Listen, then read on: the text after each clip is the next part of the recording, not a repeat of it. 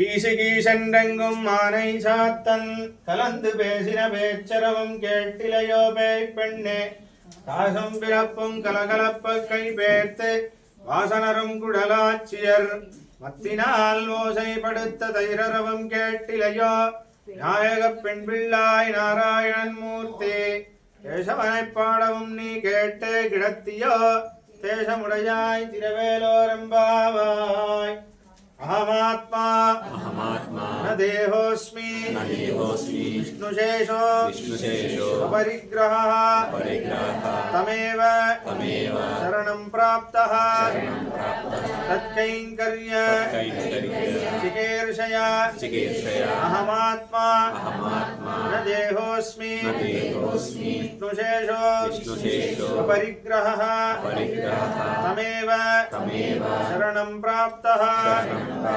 తత్కైంకర్య చికీర్షయా.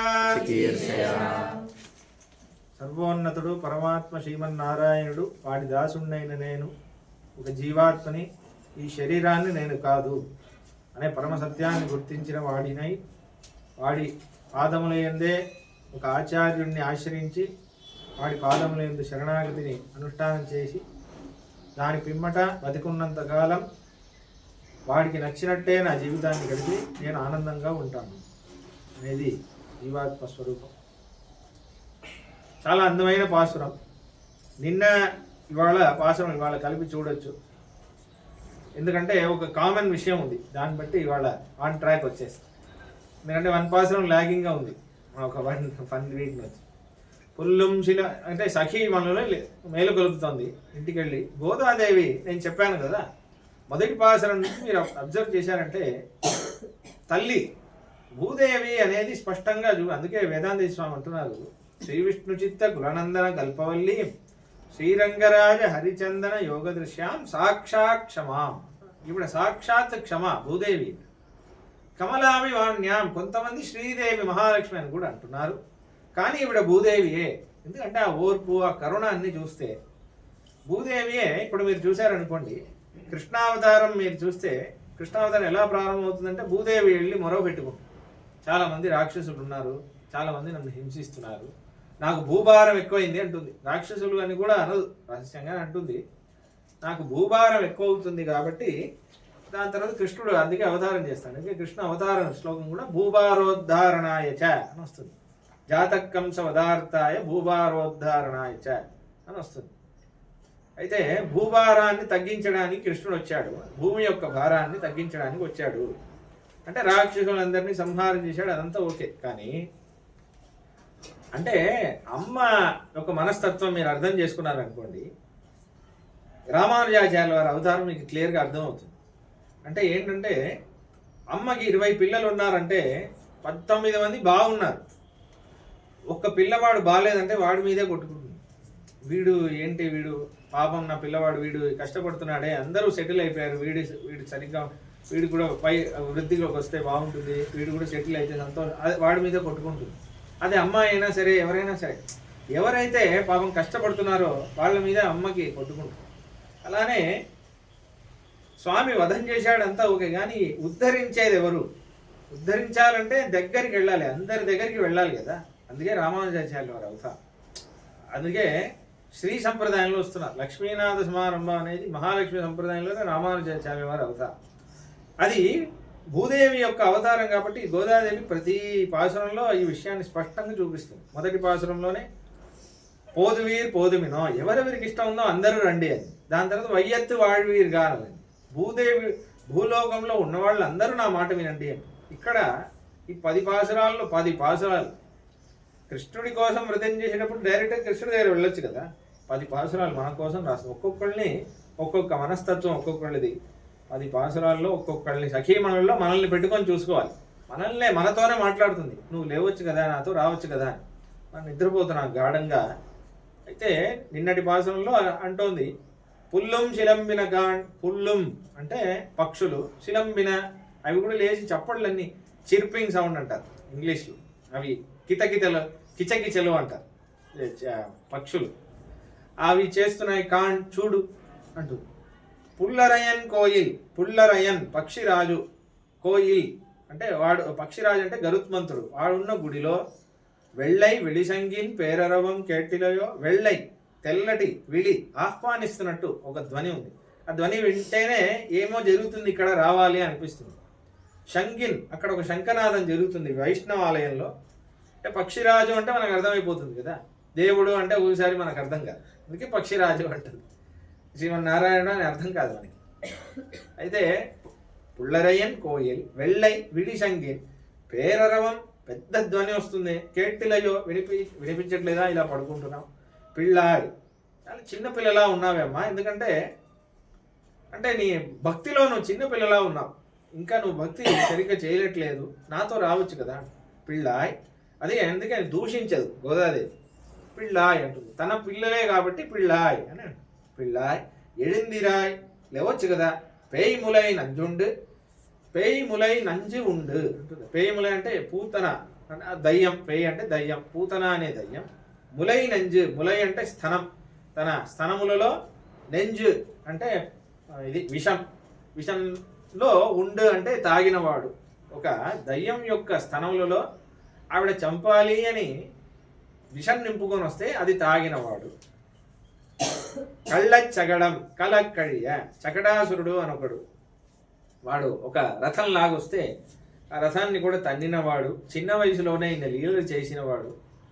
అంటే విషం ఇస్తేనే ఆ పాయసం తాగుతున్నాడు, ఆ పాలని తాగుతున్నాడు. శుకాచార్యుల వారు అంటున్నారు, విషం ఇచ్చేనే తాగినవాడు, శకటాసురుడిని చంపినవాడు.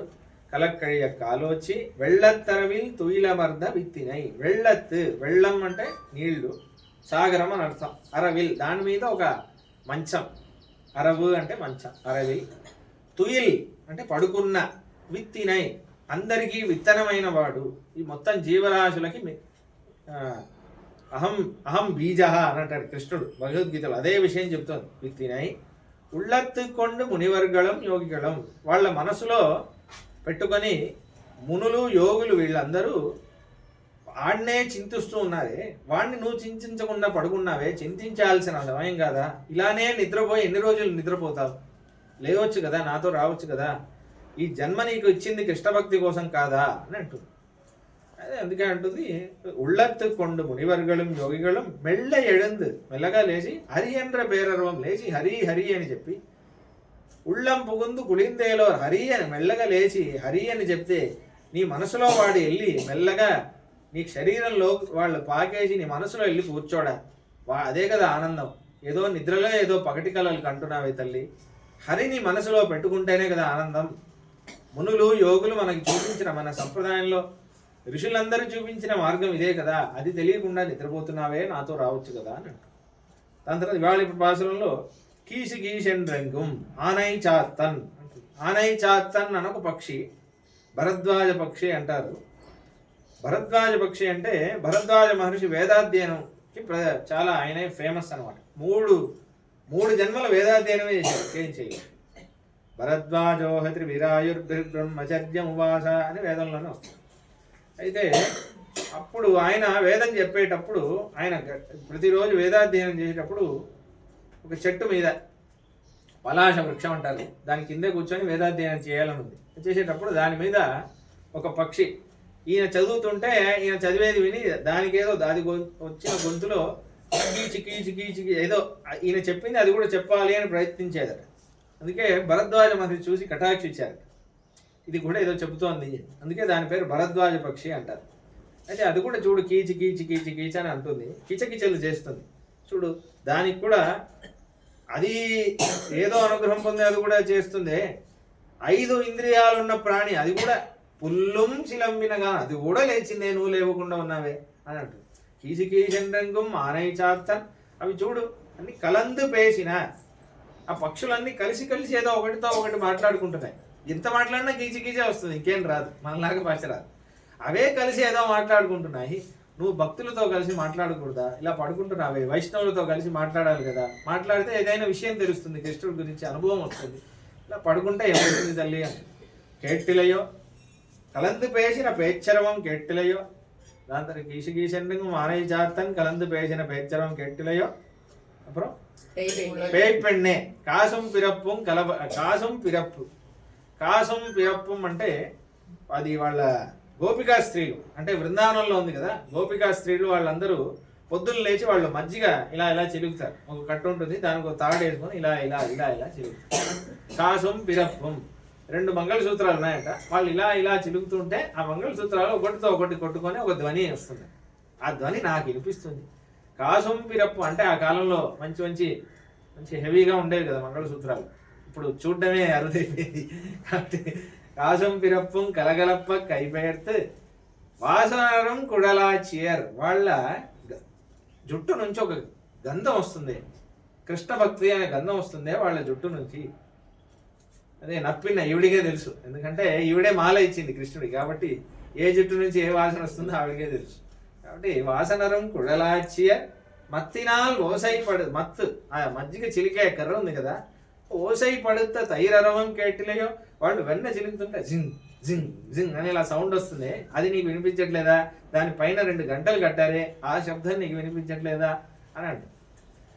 అంటే అందరూ వాళ్ళ వృత్తి చేయడం మొదలు పెట్టేశారు. వీళ్ళు పాపం గొల్లవాళ్ళు కృష్ణుడి కోసమే కదా చేస్తున్నారు, వాళ్ళందరూ వాళ్ళ పనిని చేయడం మొదలు పెట్టేశారే, నువ్వు మాత్రం పడుకోని ఉంటే ఎలా అని అంటు. మత్తినాల్ ఓసై పడుత ధైర్యరవం కేటిలయో నాయక పెణ్ బిళ్ళాయ్, నువ్వు మా అందరికి నాయకురాలివి కదా, నారాయణన్ మూర్తి కేశవనే పాడవం నీ గెడ్డా గిడతయో, ఇలా నేను కేశవ నారాయణ అని వాటి నామని చెప్తుంటే కూడా నీకు నిద్ర వస్తుందా? నువ్వు నా అందరికి నాయకురాలి కదా, నువ్వే కదా మా సైన్యాన్ని, కృష్ణుడు మా అందరిలో నువ్వు ముందు నించుంటేనే కదా కృష్ణుడు మమ్మల్ని చూస్తాడు, నువ్వు పడుకుంటే ఎలా? నాయక పెణ్ బిళ్ళాయ్ అంటు, నువ్వు నాయకురాలివి కదా అని అంటు. అంటే గోదాదేవి అసలు దోషం చూడదు, ఒక చిన్న గుణం ఉంటుంది, దాన్నే ప్రకాశింపజేస్తుంది గోదాదేవి అమ్మవారు. చాలా సాత్వికురాలు కాబట్టి కేశవ తేజముడయ్యా, ఎంత తేజస్సు నీకు, నువ్వు ముందు నించుంటే కృష్ణుడు నిన్నే చూస్తాడే, నీ సంబంధం నాకు కావాలి కదా, నువ్వు నాతో రావచ్చు కదా అని అంట. అంటే ఇక్కడ రామానుజాచార్యుల వారి విషయం ఒకటి ఉంది. 2 పాసురాల్లో పక్షుల గురించే ఉన్నాయి. గోదాదేవి అమ్మవారు 10 పాసురాల్లో ఒక్కొక్క పాసురంలో ఒక్కొక్క సంకేతం ఇస్తుంది, ఎలా తెల్లవారుతుంది అని చాలా అందంగా చెబుతుంది. 2 పాసురాలు పక్షుల గురించి ఉంది. మన సంప్రదాయంలో పక్షులు అంటే ఆచార్యులే పక్షులు అంటారు, ఎందుకంటే వాళ్ళకి కూడా హంస అని పేరు, పరమహంస అని పేరు. పరమహంస అని ఇవాళ రేపు అందరూ పెట్టుకుంటున్నారు. హంస అంటే ఏంటంటే వాళ్ళు హంస పక్షిని ఆచార్యులు ఎందుకు పోలుస్తారంటే, హంస పక్షి పాలు నీళ్లు ఉంటే పాలు మాత్రమే తాగి నీళ్ళని వదిలేస్తుంది, పాలు నీళ్లు కలిసిన పాలు ఉంటే పాలు మాత్రం స్వీకరించి నీళ్లు వదిలేస్తుంది. అలానే సంసారంలో వాళ్ళు కృష్ణ ఎంత లౌకికమైన మనకి ఆకర్షించి మనల్ని మళ్ళీ కింద తోసేయడానికి, మాయలో తోసేయడానికి ఎన్ని విషయాలు ఉన్నా వాళ్ళు కృష్ణ భక్తిని మాత్రం స్వీకరించి మిగతా వదిలేస్తారు. అలా వాళ్ళ స్థితి ఉంటుంది కాబట్టి వాళ్ళని హంసపక్షితో పోలుస్తారు. ఇంకోటి ఏంటంటే హంసపక్షికి 2 రెక్కలు ఉన్నట్టు ఉపనిషత్తు అంటుంది, వీళ్ళకి 2 రెక్కలు అంటుంది. ఒకటి ఏంటంటే జ్ఞానం, అపారమైన వేద జ్ఞానం. ఇంకోటి ఏంటంటే అనుష్ఠానం. అనుష్ఠానం అంటే సంధ్యావందనం, బ్రహ్మయజ్ఞం అవన్నీ చేసేవాళ్ళు. చాలా సన్యాసులు అంటే వాళ్ళకి కూడా సంధ్యావందనం మొదలైన ఉంది. ఇక్కడ ఒక విషయం చూడాలి, అంటే హంసపక్షి ఆచార్యులు ఎవరంటే వేదాంత స్వామి ఒక అద్భుతమైన విషయం అంటున్నారు. మన సంప్రదాయంలో నమ్మాళ్వారు అని ఒక ఆళ్వారు, ఆయన ప్రేమభావంలో గోదాదేవి అమ్మవారిలానే ప్రేమభావంలో మాట్లాడుతున్నప్పుడు ఆయన ఏం చేస్తారంటే, ప్రేమ ఎక్కువయ్యేసరికి తనను ఒక స్త్రీలా అనుకొని కృష్ణుడు యందు ఒక చిన్న పక్షిని రాయబారానికి పంపిస్తారు. ఓ పక్షి, ఓ పావురమా, ఓ కోకిల, నువ్వు వెళ్ళి నా స్థితిని కృష్ణుడి దగ్గర చెప్పవా అని అంటారు. దాన్ని రాయబారంలో పంపిస్తారు. అది మనకి అర్థం చేయించడానికి వేదాంత స్వామి అంటారు, ఒక జీవాత్మకి పరమాత్మకి మధ్యలో ఆచార్యుడు ఉన్నాడు కదా, అదే ఆ పక్షి అని అంటున్నారు. ఎందుకంటే రాముడికి సీతకి మధ్యలో రాయబారంగా ఆంజనేయ స్వామి వెళ్ళారు కదా, సీతమ్మ స్థితిని రాముడికి చెప్పడానికి, రాముడు వచ్చేస్తాడు, మీకు అభయం ఇస్తాడు, మీరేం భయపడొద్దు అని సీతమ్మకి చెప్పడానికి, సీతమ్మ యొక్క స్థితి రాముడిని చెప్పి, రామ స్వామి మీరు కాపాడాలి అని చెప్పడానికి. అద్యత్వే హనుమత్ సమేన గురుణ, ఇదే రామానుజాచార్యుల వారు మన ఆచార్యులు చేస్తున్నారు. ఆంజనేయ స్వామి ఒక ఉంగరం ఇస్తున్నాడు రాముడిది ఒక చిహ్నం ఇస్తే దాంట్లో రామ అని రాసు. దాని తర్వాత అలానే మనకి ఈ చిహ్నం ఇస్తున్నారు రామానుజాచార్యులు. అదే చిహ్నం అంటే మనం రాముడికి చెందిన వాళ్ళని గుర్తు చేయించడానికి, మనం గుర్తు పెట్టుకోవడానికి మనకు ఒక చిహ్నం ఇస్తున్నారు. దాని తర్వాత ఈ చిహ్నం ఇచ్చేసి మనకు ఒక మంత్రోపదేశం చేస్తున్నారు. చేసేసి మీరేం భయపడొద్దు, స్వామి మిమ్మల్ని తప్పకుండా రక్షిస్తారు అని మనకి శరణాగతిని కూడా చూపిస్తున్నారు. అందుకే వేదాంత స్వామి ఒక విషయం అంటున్నారు, సీతమ్మ యొక్క స్థితిని మీరు చాలా కేర్ఫుల్గా గమనించండి. ఆంజనేయ స్వామి వచ్చిన ముందు సీతమ్మ ఎంత కష్టపడింది, ఆంజనేయ స్వామి వెళ్ళాక సీతమ్మకి అంత కష్టం లేదు. మన స్వామి వచ్చి అంటే నా గురించి ఆలోచిస్తున్నారు, నన్ను వదలలేదు, నా గురించి ఆలోచిస్తున్నారు కాబట్టి తప్పకుండా నన్ను వచ్చి తీసుకెళ్తారు అని ఒక చాలా భారం తగ్గి చాలా హాయిగా ఉండిందంట. ఇంకా కొన్ని రోజులే కదా. అలానే ఈ వైష్ణవ సంస్కారం పొంది శరణాగతి పొందిన ఒక జీవుడు ఆ స్థితిలో ఉంటాడంట. సంసారంలో ఉన్న లంకలాంటి ఈ నొప్పి గల కష్టమైన సంసారంలో ఉన్న ఇంకా మనమేంటే మనకి. అందుకే అన్నమాచార్యుల వారికి ఒక కీర్తన ఉంటుంది, ఎక్కడీ నరకములు ఎక్కడీ మృత్యువు మాకు అని ఒక పాట ఉంటుంది. మేము వైష్ణవులం కదా, మాకెక్కడ నరకం, మాకెక్కడ మృత్యు. మేము ఎప్పుడైతే రామానుజ సిద్ధాంతంలో ఆశ్రయించామో మాకు రామానుజ సంబంధం వల్ల మాకు ముక్తి వస్తుంది, మాకెక్కడ నరకం ఉంటుంది. ఇది విష్ణు పురాణంలో ఉన్న విషయమే. ప్రభురహం అన్యనృణాం నవైష్ణవానాం అంటున్నాడు యముడు. నేను అందరికీ ప్రభువుని, కానీ వైష్ణవులకి నేను ప్రభువుని కాదు, వైష్ణవులకి ఆయనే ప్రభు. వైష్ణవుల జోలికి వెళ్ళొద్దు అంటున్నాడు యముడు తీసుకురావడానికి యమలోకాన్ని. అవునా, అప్పుడు యమభటులు అడుగుతున్నారు వైష్ణవులు అంటే ఎలా ఉంటారు అంటే, అప్పుడు ఒక సర్గ మొత్తం విష్ణు పురాణం ఒక అధ్యాయం మొత్తం ఉంది వైష్ణవుడు ఎలా ఉంటాడు అని. ఇలా శంకుచక్ర లాంఛనం ఉంటుంది, ఇలా నామం ఉంటుంది, ఇలా తులసి మాల ఉంటుంది, ఇలా శంకుచక్రం పోగులు ఉంటాయి, ఎప్పుడు హరినామం చెప్తూ ఉంటాడు, ఇలా విష్ణు కైంకర్యమే చేస్తుంటాడు, విష్ణు గుడికే వెళ్తూ ఉంటాడు. అట్లాంటి వాళ్ళ దగ్గర మనం వెళ్ళొద్దు. ఇవన్నీ సంస్కారం మొత్తం మనకి ఇచ్చింది రామానుజాచార్యులు. కాబట్టి ఇంకోటి ఆయన ఆచారం కూడా ఇదొకటి. దాని తర్వాత చాలా ముఖ్యమైన విషయం, ఇది చెప్పి ముగిస్తాను, ఒక 3 నిమిషాలు. పక్షి అన్నాను కదా, జ్ఞానం అనుష్ఠానం అని చెప్తున్నాను. చాలా ముఖ్యమైన విషయం అది. వేదాంతేశి అంటే ఎప్పుడు రామానుజాచార్యుల వారి గురించి మనం ఏమంటున్నారంటే, ఈయనేమి కొత్త సన్యాసి అన్నారు రామానుజాచార్యుల వారి టైంలో. రామానుజాచార్యుల వారి టైంలోనే కాదు, రామానుజ సంప్రదాయంలో పరకాల మఠం అన్న మఠం వచ్చింది, వేదాంతేశి స్వామి వారు స్థాపించిన మఠం. మొదటి జీయర్ స్వామి ఆయనని చూసి అందరూ ఈయన రామానుజాచార్యుల వారిలానే ఉన్నారు, ఈయన అనుష్ఠానం అదంతా చూస్తుంటే పర్యాయ భాష్యకారాయ ఆయన ధ్యాన శ్లోకం, ఈయన రామానుజాచార్యుల వారిలానే ఉన్నారే అన్నట్టు. అయితే అప్పుడు కాశీ నుంచి ఒక పండితుడు వచ్చి ఆయనని కొంచెం హాస్యానికి ఇది కొంచెం అవమానించాడు. ఏమన్నాడంటే, శిఖీ ఛత్రి ఉపానహి అని ఒక శ్లోకం ఉంది వాల్మీకి రామాయణం, అది చెప్పాడు. అంటే ఈ రామానుజాచార్యుల వారి తర్వాతే కొంతమంది అభిప్రాయం ఏంటంటే, రామానుజాచార్యుల వారి తర్వాతే ఈ త్రిదండ సన్యాసం ఒకటి వచ్చింది. అంటే మీరు అబ్జర్వ్ చేశారనుకోండి, మన రామానుజ సంప్రదాయంలో సన్యాసులు వేరేలా ఉంటారు, మిగతా వాళ్ళు వేరేలా ఉంటారు. అంటే కొన్ని లక్షణాలు, జస్ట్ నామం ఒకటే కాదు, రామానుజ సంప్రదాయంలో ఉన్న సన్యాసులకే జంజం ఉంటుంది. మిగతా సన్యాసులు అందరూ సన్యాసం తీసుకునేటప్పుడు ఇది కూడా త్యాగం చేసేస్తారు, అనుష్ఠానం అంతా త్యాగం చేసేస్తారు, సంధ్యావందనం మొదలైనవి చేయరు. వాళ్ళు ప్రణవం ఒక మంత్రం ఉంది, అదే జపం చేస్తుంటారు, శిఖ పెట్టుకోరు, మొత్తం ముండలను చేసేస్తారు, మొత్తం చేసేస్తారు. ఇలా ఉండేది. అప్పుడు రామానుజాచార్యుల వారు ఇలా రాగానే ఈయన ఏదో కొత్త సన్యాసి, కొత్తగా ఒక ట్రెండ్ సృష్టిస్తున్నాడు, ఇది వేదంలోనే లేదు అని ఇలా అన్నీ వచ్చింది. అయితే దానికి అదే విషయంగానే అంటున్నాడు, శిఖీ ఛత్రి ఉపానహి. రావణాసురుడు అయోధ్య అరణ్యకాండలో సీతమ్మని చూడడానికి వచ్చినప్పుడు సన్యాసి వేషంలో వస్తాడు. వచ్చినప్పుడు వాడు శిఖ పెట్టుకొని త్రిదండ సన్యాసిలా వచ్చాడు అని ఉంది. అయితే వాడు ఏమో అవమానించాడంటే, ఈ బ్రహ్మతంత్ర స్వతంత్ర స్వామి పరకాల మఠం మొదటి స్వామిని మీరు రావణ వేషంలో ఉన్నారు, రావణుడు వచ్చిన మారు వేషంలో మీరు వచ్చారు కదా అన్నారు, అవమానించడానికి. మీరందరూ రావణాసురుడు వేసిన వేషం వేసుకుంటున్నారు అని అన్నారు. ఎందుకంటే సన్యాసం అంటే జంజం ఉండకూడదు, మొత్తం గుండు కొట్టేసేయాలి, ఇలా మీరేమో కొత్త సన్యాసం చేస్తున్నారు అని అన్నారు. అప్పుడు ఆయన నవ్వుకుంటూ ఒక మాట అన్నారు, ఏమన్నారంటే దానికి వ్యాఖ్యానం చదివారనుకోండి, గోవిందరాజ స్వామి అని దానికి వ్యాఖ్యానం రాస్తే అక్కడ ఒక విషయం ఉంది, అది చెప్పాలి మీకు. ఏంటంటే అంటే అనుష్ఠానం అనే విషయం వచ్చింది కదా, అందుకు చెప్తున్నాను. ఏమన్నారంటే దానికి వ్యాఖ్యానం ఏముందంటే శిఖీ ఛత్రి ఉపానహి అనే దానికి అత్రి మహర్షి నుంచి ఒక శ్లోకం తీస్తున్నా. ఏంటంటే బ్రహ్మసూత్రం త్రిదండంచ వస్త్రం జంతు నివారణం శిక్యం పాత్రం బృషీ చైవ కౌపీనం కటివేష్టనం అని అంటున్నారు. యతి యొక్క లక్షణం ఎలా ఉండాలి అని చెప్పేటప్పుడు బ్రహ్మసూత్రం త్రిదండంచ అని అంటున్నారు. అవన్నీ చెప్తున్నారు, అత్రి మహర్షి చెప్తున్నారు ఆ విషయం అన్ని అదే చెప్తున్నారు. ఇంకో విషయం చెప్పారట పరకాల స్వామి.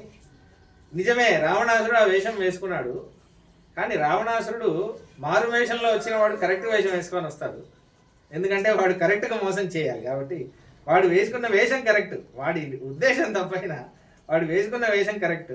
ఇంకోటి ఏంటంటే వాడు వేషం సరిద్ది కాబట్టి సీతమ్మ నమ్మింది, సీతమ్మే నమ్మింది కదా, లేకపోతే సీతమ్మ ఎందుకు నమ్మింది? వాడు వేషం తప్పైతే. కాబట్టి సాక్షాత్ మహాలక్ష్మి ఆవిడే ఆమోదిస్తోంది ఆ వేషాన్ని. కాబట్టి వేషం సరియే, రావణాసురుడు ఉద్దేశం వేరే. మా వేషం కరెక్టే నాయన, కానీ రావణాసురుడికి రామానుజాచార్యులు వాడు లాంటి ఒక ఆచార్యుడు లేరు, మాకున్నాడు కాబట్టి వాడెక్కడ మేమెక్కడ, మేమందరం వైష్ణవులు అన్నారు. అలానే ఎందుకు చెప్తున్నానంటే ఈ విషయం, రామానుజాచార్యుల వారిని దత్తాత్రేయ అవతారం అంటారు. ఇదేంటి కొత్తగా ఉంది అని మీకు అనిపించవచ్చు. దత్తాత్రేయ స్వామి ఎలా ఉంటారు అంటే రామానుజాచార్యుల లానే ఉంటారు నిజానికి. ఇప్పుడంతా అది అంటున్నారు, త్రిమూర్తిగా 3 ముఖాలు ఉంటాయి, చుట్టూ 4 కుక్కలు, ఒక ఆవు ఉంటుంది, అలా చేస్తున్నారు. ఇది మార్కండేయ పురాణంలో ఉన్న విషయం. ఇప్పుడు మీరు చూసే దత్తాత్రేయుడు, కానీ ఒరిజినల్గా భాగవతం చూశారనుకోండి, అత్రేరపేతి అభికాంక్షతి ఆహ జుష్టో దత్తో హమితి యత్ స భగవాన్ సదత్త అన్న శ్లోకం వస్తుంది 2వ స్కందంలో. అత్రి మహర్షి విష్ణువు యందు తపస్సు చేస్తే నేనే ఒక యతిలాగొచ్చి నేనే నీకు పుత్రుడిగా పుట్టి ఒక సన్యాస ధర్మం అంటే ఏంటో చూపించడానికి నేను అవతారం చేస్తాను అని విష్ణువే అంటున్నట్టు భాగవతంలో ఉంది. ఎప్పుడు పురాణంలో ఒక్కొక్క కథలో ఒక్కొక్క వర్జన్ వేరేలా ఉంటుంది ఒక్కొక్క పురాణంలో. కానీ అప్పుడు అనేటప్పుడు మహర్షులు ఏమంటున్నారంటే భాగవతంలో ఏది ఉందో అదే స్టాండర్డ్, భాగవతంలో ఏది ఉందో అదే ఫైనల్ అని అంటున్నారు. సరే, ఇప్పుడు మరి వాళ్ళు ఇప్పుడున్నే దత్తాత్రేయ ముఖం ఎందుకు అలా ఉంది అంటే వాళ్ళు ఆ మార్కండేయ పురాణం విషయం తీసుకుంటున్నారు.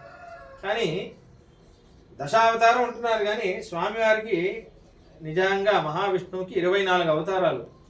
దాంట్లో ఈ కల్పంలో 10 అవతారాలు ముఖ్యంగా ఉన్నాయి. కానీ దత్తాత్రేయ అవతారం 24, దత్తాత్రేయ అవతారం కూడా ఒకటి.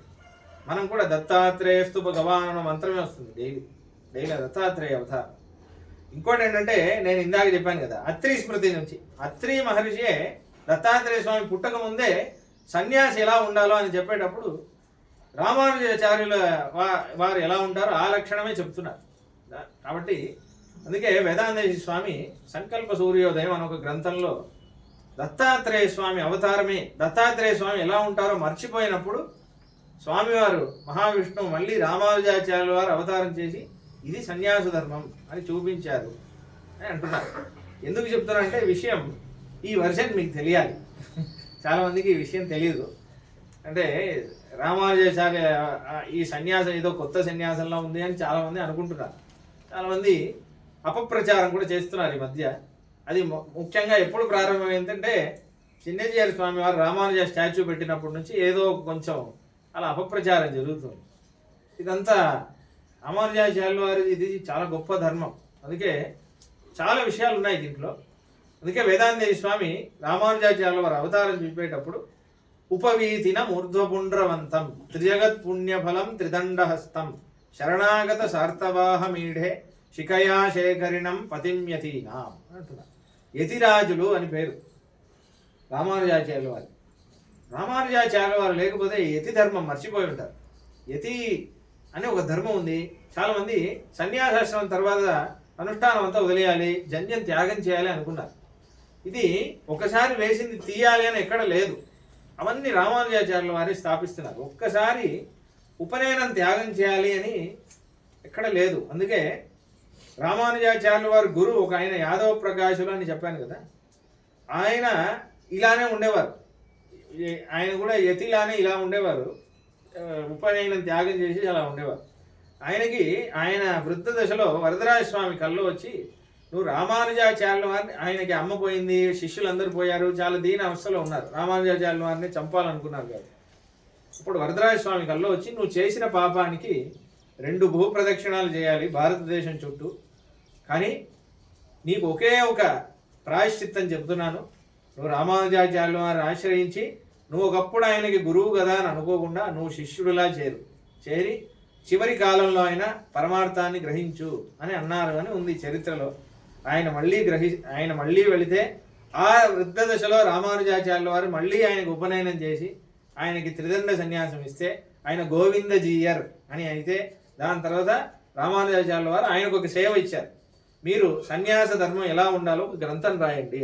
రాస్తే ఆయన యతి ధర్మ సముచ్చయం ఒక గ్రంథం రాసేసి రామానుజాచార్యుల వారి త్రిదండ సన్యాసం అనేది ఎంత గొప్పది అనేది చూపిస్తున్నారు.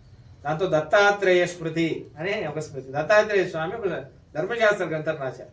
దాంట్లో త్రిదండీ విప్రవత్ విష్ణు సాక్షాత్ నారాయణాత్మక, త్రిదండంతో ఎవరైతే వైష్ణవ సన్యాసి ఉన్నాడో వాడు సాక్షాత్ నారాయణుడు అని అంటున్నారు. కాబట్టి ఎందుకు విషయం అంటున్నారంటే, ఆ పక్షులే పరమహంస అనే పదం ఇప్పుడు కూడా మన ఆచార్యులు చూస్తే, మన అహోబిలమఠ జీయర్ స్వామి చూస్తే, మన అండవరాష్ట్రం స్వామి చూస్తే, వీళ్ళందరూ ఆ కాలంలో మహర్షులందరూ ఎలా ఉన్నారు, ఇప్పటికీ అదే అనుష్ఠానంతో అదే జ్ఞానంతో ఉంటున్నారు.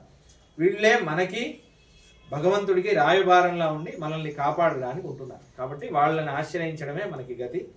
కొంచెం లెంతీగా చెప్పాను, క్షమించాలి. ఆండాళ్ తిరువిడిలే శరణం. హెచ్చరిక.